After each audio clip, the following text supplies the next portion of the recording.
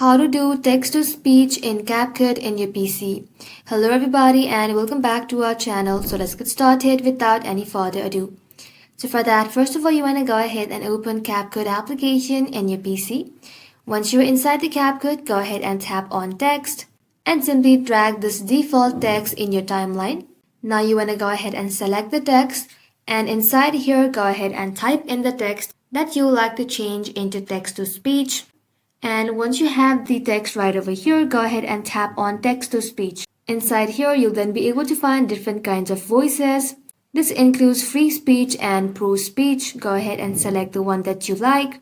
And once you're done choosing it, simply tap on generate speech. And just like so, you'll then be able to do text to speech in CapCut in your PC. That is how you can do it, guys. Thank you all for watching the video till the very end and stay tuned until our next upload.